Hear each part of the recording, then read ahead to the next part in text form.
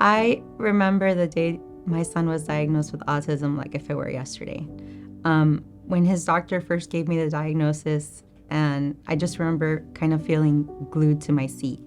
My entire body got hot and it started tingling, and I don't think I absorbed a single word of what the doctor said that day. I knew that it wasn't my fault that my son was being diagnosed, but I felt like I had failed him. And I didn't know how I was going to help him overcome it or move forward, what his life was going to be like. And as a parent, that's difficult. You think of your child and the type of life you want for them, but at the end of the day, all you really want them to be is happy and healthy.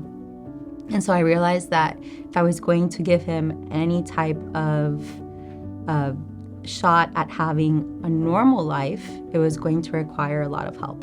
And so I started asking for it. And what I encountered was a community of beautiful people that jumped at the opportunity to help me and my son. And it really restored my faith in humanity. And I found the doctors I needed and the therapists I needed. And because of them, my son is happy, he's healthy, he's dropped most of his symptoms and is in a normal classroom today with normal kids, and he's thriving. And that's a huge blessing. I found this wonderful doctor who has been probably one of the biggest blessings I've had. And he assured me that my son was still very young and that there were a lot of things that we can do. Early intervention is key. And so we jumped right into therapy and detoxifying him. And his therapists in particular they've been phenomenal. He's still in therapy today. There was one therapist, her name was Rachel, and I learned a lot from her and she learned a lot from me. She was new. She had just recently graduated when she started working with my son. Rachel had the opportunity to see my son from day one and just see how he progressed with the treatments that we were doing. And so she came up to me one day and asked if I was willing to help another mom. And I didn't know how exactly I could help, but of course I said yes. And I met with this mom who also had a son who's diagnosed with autism. And I kind of pointed her in the right direction and gave her the information to the doctors that I was working with. And we became friends. And I noticed that for her, what she needed was someone to just vent to and listen to. And I got to fulfill that. I was waiting while my son was receiving therapy services. And, so the moms are chatty. I'm chatty too. And this one mom in particular was feeding her daughter through a tube. And she looked me square in the eye and said, "This is my life now." And she didn't say it in a degrading way at all. I could tell that she loved her daughter. But I understood what she meant.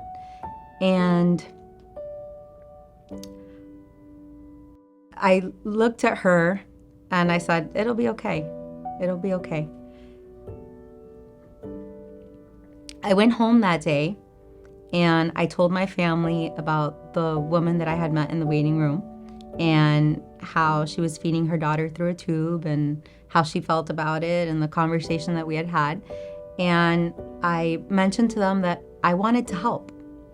And that day in that waiting room, that woman whose name I do not know, whose daughter's name I do not know, she changed the course of my life, because in that moment is when I realized that there has to be something that I could do to help.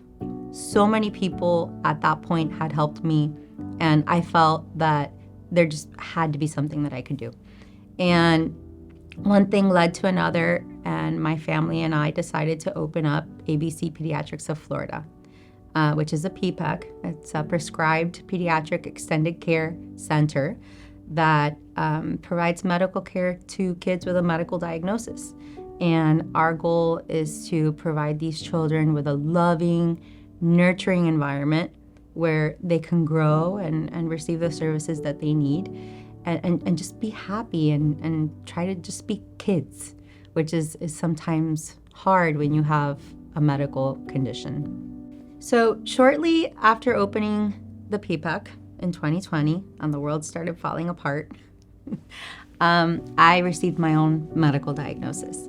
And the worst thing that, well, at least in my opinion, from my perspective, the worst thing that a parent with a child with special needs could receive is news that they may not be healthy and they may not be around to take care of their child.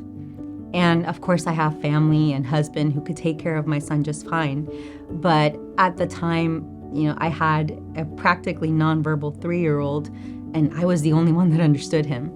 I was his primary caretaker. And so that experience is what really, really led me to learn what faith is.